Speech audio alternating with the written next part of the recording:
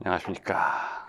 수강생 여러분, 13주차 제 3차 시. 지난 시간에 우리 좀 어려운 얘기, 최소 반직관 개념.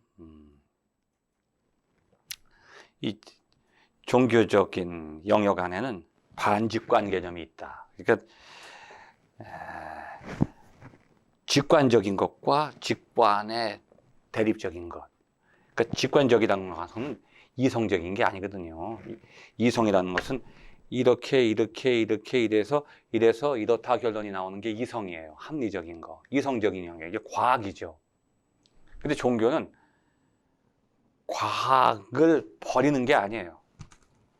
이성을 버려서 아주 무식한 사람들이 종교를 갖는 게 아니에요. 그렇다고 이성적인 것만을 가지고 또 종교를 만들어낼 수는 없어요. 그러니까 종교의 특징은 뭐냐면, 직관은 뭐냐면 아인사이트, 그러니까 인사이트예요. persecution. 이렇게 해서 결론에 도달하는 게 아니라 이유가 없고 설명도 없어요. 그냥 그것을 느끼는 거예요. 이해하시겠죠? 1 더하기 1이 2이고 2 더하기 2는 4다. 그러면 3 더하기 3 쭉 나가는 게 아니에요.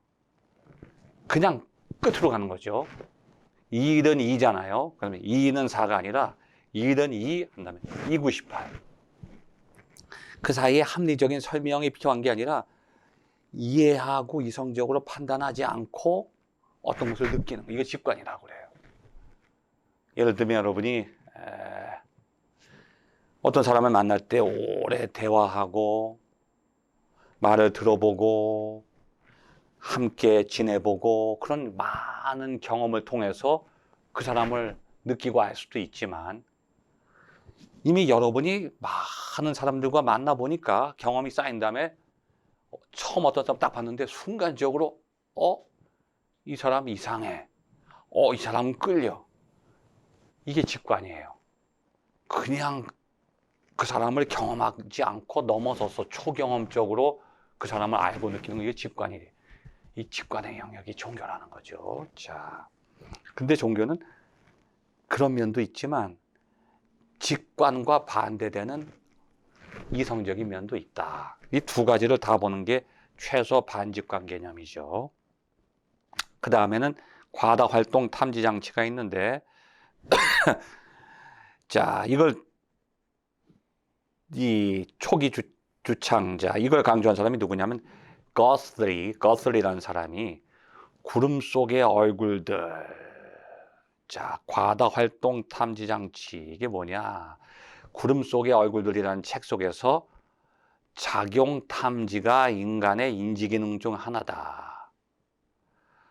인간의 인지할 때 인간이 작용 탐지 기능을 갖는다는 거죠. 자, 이 설명을 여기 봅시다. 인류가 신이나 유령, 악귀의 존재를 믿는 이유는 인간의 정신, 특히 작용 탐지 장치가 여기서 기계처럼 작동한다는 거예요. 어떤 것이 작용할 때 그걸 탐지하는 거, 안테나처럼, 레이더처럼 어떤 작용들에 대해서 어떤 그걸 느낀다는 거죠. 작용 탐지 장치가 과다 활동을 겪게 되면, 그러니까 어떤 그것의 그 움직임이나 흐름에 대해서 그 탐지하는 작용이 너무 세진다는 거예요. 그 존재에 대한 썩 괜찮은 증거가 있는 그런 원인들을 주변에서 찾는 거예요. 여기에는 초자연적인 동인도 포함되는데, 이와 같은 성향은 신에 대한 개념의 형성과 확산을 돕는다는 거죠. 자, 예를 들면 사람들이 이게 살다 보면 그 감성이 작용해요. 음식을 먹을 때도 이게 맛있다, 이것도 감성이죠. 사람을 만들 때도 느낌이 좋다. 근데 그게 일정한 게 아니라 어떤 것은 약하고 어떤 것은 커요. 근데 그 큰 것 중에 엄청나게 임팩트를 퍽 주는 게 있어요. 상상할 수 없는 감동을 느낄 때도 있잖아요. 그럴 때 이 과다 활동, 탐지 장치가 과다하게 나의 그런 느낌을 포착하는 그 능력이 과다하게 된다는 거죠. 자, 작용 탐지 장치가 과다하게 우리의 어떤 그 감성이 과다하게 작용해요.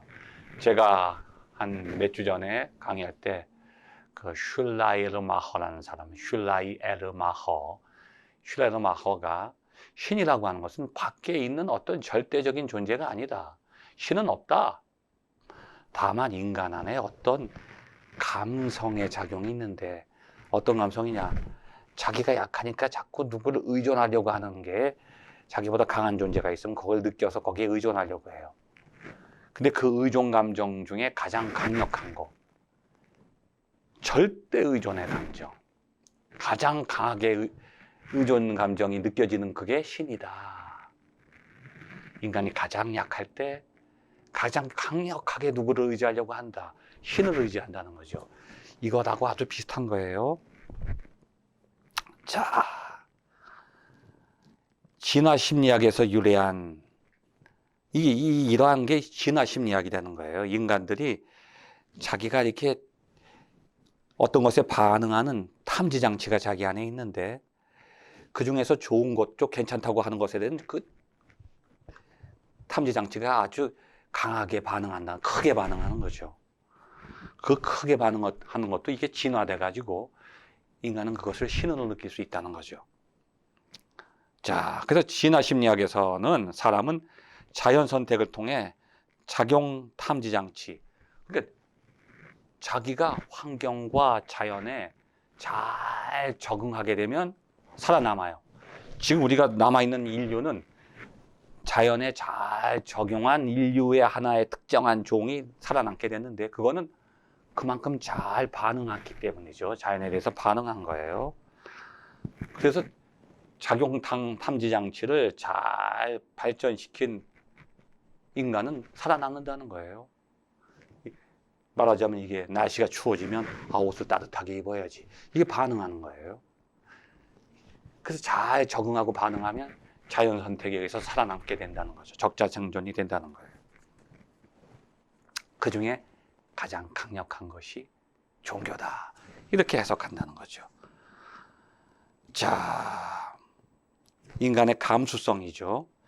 여기 보면 책에 보면 주변 환경의 단편적 정보에 인간은 반응하는데 그 반응이 전파가 약하게 올 수도 있고 강하게 올 수도 있어요. 강하게 오면 난 강하게 느껴요. 자, 포식동물이나 적대적인 사람에 대한 위협도 이것도 반응하는 거예요. 이러한 것들, 이 과다 활동 탐지 장치 이것이 진화하면서 점점 이제 더 확대된다는 거죠. 이게 더 예민해지는 거예요. 주변의 소음, 시끄러운 것에 대해서도 반응하듯이 이 초자연적인 존재에 대해서도 인간이 그렇게 감수성을 가지고 있다는 거죠. 반응한다는 거예요. 자, 그래서 이게 두 가지, 최소 반직관 개념, 과다 활동작용 탐지장치. 말은 어렵지만 우리가 가지고 있는 감수성을 말해요. 직관적인 감수성, 일반적인 감수성. 직관이냐, 자연적인 감수성이냐. 자, 이러한 인지과학자들은 이렇게 해석을 하고 있는데, 자, 그렇다면 인류가 신을 믿는 선천적인, 종교를 가지는 선천적인 요인을 가졌다는 주장에 대해서 그럼 기독교는 어떻게 할 것인가? 지금 인지과학에서는 이렇게 설명하는 거예요. 너희들 종교를 가진 사람들은 이 두 가지 중에 하나다. 직관적인 것과 반직관적인 것을 인간이 가지고 있다. 또 하나는 탐지장치, 감수성이 예민한데 가장 강력하게 예민하게 반응하는 것이 종교다. 이렇게 해석하는 것에 대해서 기독교는 어떻게 반응을 보일 것인가? 자, 많은 신학자들, 종교에서는 신학적으로 입증된 진실을 과학적으로 설명한 것에 지나지 않는다. 이렇게 이제 신학에서는 얘기할 수 있다는 거죠. 이미 이것은 신학적으로 종교에서 다 설명한 거야. 그것을 과학에서는 이렇게 또 두 가지 방법으로 설명한 것에 불과하다. 이렇게 입장을 제시하는 사람들도 많이 있다는 거죠. 인간이 신을 찾는 경향이 있다는 것은 이미 신학 전통 속에 있었다는 거예요. 종교의 입장에서는. 아까 인지과학에서, 종교 인지과학에서 두 가지로 설명하는 것은 그건 이미 신학 안에서 다 설명한 것이다. 자, 여기 보면 그런 얘기들이 많이 나오죠. 인간의 마음속에 본능적으로, 원초적으로 어떤 영원한 것을 바라는 마음이 있다는 거예요. 여기 성서에도 나오는 거. 또 어거스틴의 고백록에 보면 이런 얘기가 있어요. 신이요, 당신은 나를 당신을 향하도록 만드셨어요. 그래서 내가 신을 알고 신 안에 편안하게 거할 때까지는 내가 늘 불안하고 착잡합니다. 평안할 수가 없어요. 이게 어거스틴이라고 하는 신학자가 쓴 책의 고백록에 시작하는 부분이에요. 그러니까 신이 인간을 만들 때 어떻게 만들었냐면 마치 그 인공지능처럼 그냥 신을 본성적으로, 본능적으로 신을 원하고 갈망하고 신을 향하도록 만들었다는 거죠.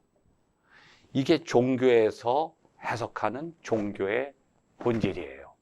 종교에서는 종교를 이렇게 본다는 거죠. 신이 인간을 신을 향하도록 만들었다는 거예요. 그런데 이것을 아까는 좀 전에 우리 인지과학에서는, 종교 인지과학에서는 이렇게 과다 활동 탐지 장치, 최소 반직관 개념으로 해석하는 것 뿐이지, 이건 과학적인 해석이지만 종교에 대한 종교적 해석은 뭐냐? 신이 인간을 찾도록 만들었다는 거예요. 신을 찾도록. 자, 종교의 인지과학은 과학과 종교의 대화에 어떤 통찰을 선사하는가? 아까 종교 인지과학의 설명이 종교와 과학이 어떻게 대화할 수 있도록 도와주는가? 한번 질문 던져보는 거죠. 이 새로운 연구 분야가 과학과 종교의 관계를 밝히는데 기여할 수 있다고 본다는 거예요. 타당한 이유가 있다는 거죠. 자, 맥컬리라고 하는 사람이 최근에 자기 연구 발표를 했어요. 종교의 믿음이 자연적이라고 주장했어요. 자, 그 사람은 뭐라고 그랬냐면 종교가 갖고 있는 믿음은 아주 자연적인 것으로 봐야 된다. 그렇기 때문에 과학적으로도 설명하고 연구할 수 있다. 왜냐하면 자연이라고 하는 것은 과학의 대상이기 때문에. 자, 신이나 초자연적인 원인에 대한 믿음은 완전히 자연적인 것이다.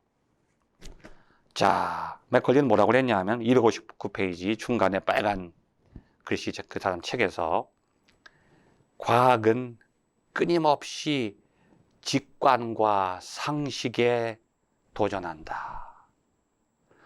새로운 이론이 승리를 거두면 과학자는 때로는 일반 대중도 생각을 바꿔야 돼요. 자, 이게 뭐냐면 패러다임의 변화죠. 지난번 우리가 토마스 쿤의 과학혁명에서 과학은 영원한 것이 아니라 모두가 그것을 인정하고 상식적으로 생각하는데 이상한 일들이, 현상이 생겼을 때 이걸 설명 못하면 없어져 버리고 이걸 설명하는 새로운 과학이 등장하게 되는데, 끊임없이 직관과 상식을 추구하는 과학이 더 이상 직관과 상식으로 이해되지 않을 때는 새로운 과학이 나타난다. 그럼 우리는 그 새로운 과학에 맞춰서 또 직관과 상식을 바꿔야 된다는 거예요. 가장 반직관적인 양자역학의 결론. 도대체 직관적으로도 이해가 안 되고 상식으로도 이해가 안 되는 양자역학이 나타났는데 20세기가 들어와선 이게 양자역학이 반직관이 아니라 이게 상식이 됐어. 그럼 우리는 우리의 상식과 직관을 새로운 양자역학에 맞춰야 된다는 거예요. 지구가 움직이고 미생물이 인간을 죽일 수도 있으며 고체는 대개 빈 공간이라는 주장.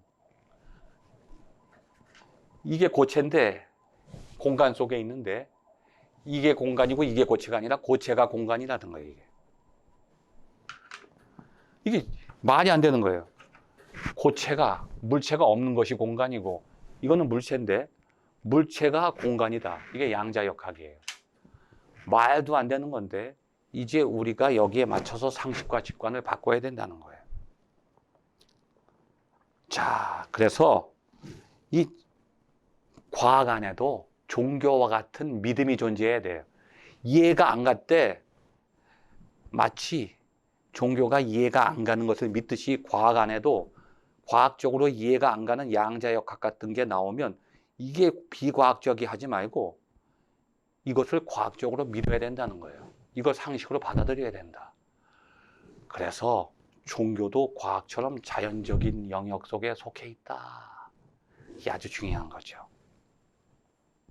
이게 과학의 세계와 종교의 세계가 서로 이게 대립되는 게 아니라 같은 믿음을 가져야 돼요. 종교도 믿어지지 않을 때 믿는 것이 종교이듯이 과학도 도대체 말도 안 되는 일이 생겼을 때 그것을 버리지 말고 그것을 받아들여야 될 때가 온다는 거죠. 과학도 종교만큼 믿음이 필요하다는 거예요. 자, 260페이지 중간에 둘째 단락, 맥컬리는 어떤 측면에서 자연과학이 비자연적이라고 말하지만 그런 비자연성이 잘못이라는 의미는 아니다. 자연과학이 자연적인 것만을 탐구하는 게 아니라 도대체 비자연적인 것도 인정을 하고 받아들인다는 거죠. 진실성이 자명하게 드러나지 않으며 때로는 일상적인 경험과 상식에 반하는 것처럼 보이는 사고방식의 전개가 요구되는 게 뭐예요? 진실이라는 것이 꼭 일상적인 경험과 상식에 들어맞아야만 진실이 아니라는 거예요. 여러분, 진실은요, 어떤 때는요, 비과학적일 때가 있어요. 대중성이 없어요. 많은 사람들이 인정하는 거, 그게 진실이 아닐 때가 있어요. 한 사람이 주장해서 그 사람이 희생당했는데 그 사람 말이 진실일 수도 있어요. 상식이 진실이 아닐 수도 있어요. 진실은 비상식적이에요. 대중성이 없어요.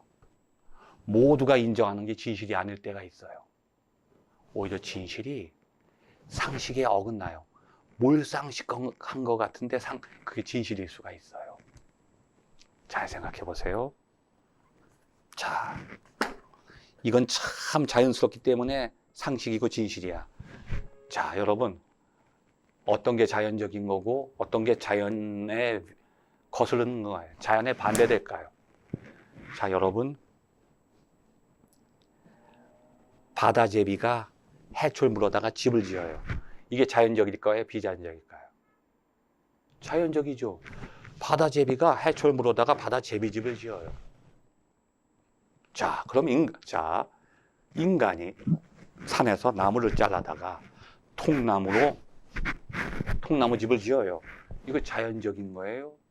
아니면 자연 질서에 위배되고 반대되는 걸까요? 이게 참 어려운 겁니다. 우리도 모르게 이건 참 자연적인 거야. 이거는 진실이야. 이건 상식이야. 이건 과학적이야. 근데 이거는 그렇지 않아 하는데 기준이 없어요. 바다제비가 집 짓는 것은 자연적인 현상이고 사람이 집 짓는 것은 자연적인 현상이 아닌가요? 인공적인가요? 자연과 자연이 아닌 것을 우리가 너무 탁 나눠 놓는데 이것은 상식이고 몰상식 나눠 놓는데 과연 어떤 것은 진실이고 어떤 것은 아니냐? 종교 안에도 그것이 작용하듯이 우리도 과학도 이것은 과학적이다 비과학이다 나눠 놓지 말자는 거예요. 때로는 비과학적인 것을 우리가 받아들여야 하듯이 종교적인 것이 비과학적이라고 해서 집어던지면 안 된다는 거예요. 비과학적이기 때문에 종교를 받아들이듯이 과학 안에서도 과학에서 어긋나는 것이라고 집어던졌다가 큰일 나요. 그것이 진실일 수가 있단 말이에요.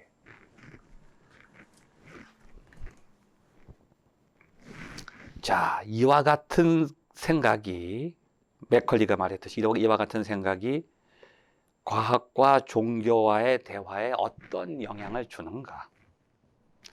맥컬리의 분석에 따르면 이 대화는 과학과 종교가 아니라 과학과 신학이 나누는 것이다. 과학과 신학은 종교의 일반적인 특징인 일상적이고 자연적이고 상식적인 사고방식에서 한 걸음 이상 떨어져 있는 사고방식이에요. 종교는 우리가 볼 때는 너무 상식적이 아니다. 그게 아니에요.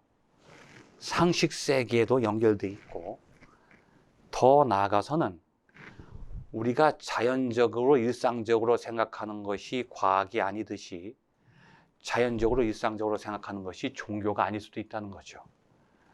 자, 그래서 우리는 그러한 사고 속에서 종교와 과학을 연결시킬 수 있다는 거예요. 자, 종교인지과학은 비교적 새로운 분야인데 종교인지과학이 과학의 문제점도 지적해 준다는 거예요. 종교의 문제점뿐이 아니라 비이성적인 것이 종교일 뿐 아니라 과학 안에도 비이성적인 것이 과학이 될 수 있다. 전통적인 종교와 과학에서 한 걸음 멀리 떨어져서 종교와 신학과의 관계 속에서 한번 종교와 과학을 다시 보자는 거죠. 자, 몰상식하고 비이성적인 것이 과학이 될 수 있듯이 몰상식하고 비이성적인 종교가 진정한 과학과의 연결점을 줄 수도 있다는 거죠. 그래서 요즘에는 종교와 과학과의 대화가 지금 프린스턴 대학에서도 지금 그게 시도되고 있는데 종교를 가진 사람과 과학자가 만나는 게 아니에요. 이 과학이라고 하는 인지과학을 중심으로 해서 과학자와 신학자가 만나요. 그래서 이 종교와 과학을 놓고 신학자와 과학자가 대화를 해서 어떻게 하느냐? 과학 안에 몰상식하고 비이성적인 것이 진짜 과학적인 진실로 받아들여지듯이 종교도 마찬가지다.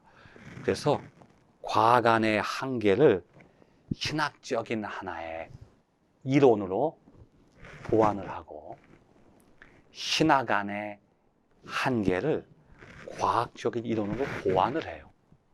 그러니까 인지과학의 입장에서 종교와 과학이 만날 수 있는 길을 모색하니까 과학자들이 자신의 과학 안에서 이게 몰상식하고 비이성적인 게 갑자기 진실로 밝혀지고 과학 이론이 변화되는 그 한계점을 신학 이론을 가지고 보완을 하는 거예요.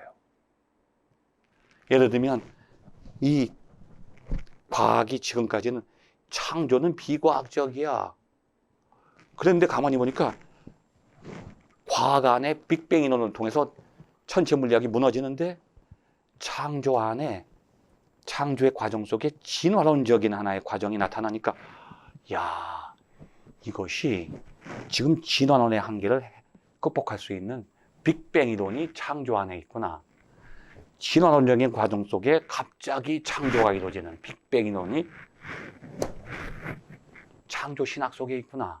그러니까 과학의 한계를 극복할 수 있는 그 원리가 창조의 빅뱅 이론 안에 나타난다는 거죠. 그래서 과학의 한계를 종교를 통해서 보완하고 종교의 한계를 과학을 통해서 보완할 수 있는 그러한 접촉점이 종교 인지과학 속에 내재할 수 있다고 하는 겁니다. 자, 그래서 260페이지 제 밑에 종교 인지과학은 비교적 새로운 분야인 만큼 이 짤막한 장에서는 다 설명할 수 없다고 이 저자는 얘기해요. 현재 진행형이라는 거죠. 그러나 앞으로는 수십 년간 이제 과학과 종교 사이의 먼 거리, 그 담을 헐고 그 거리를 좁혀줄 수 있는 그 가능성이 종교인지과학 속에 있지 않을까. 그래서 과학과 종교라고 하는 그 대립적인 입장이 아니라 과학과 신학과의 대화를 통해서 새로운 접촉의 가능성이 열려질 수 있다.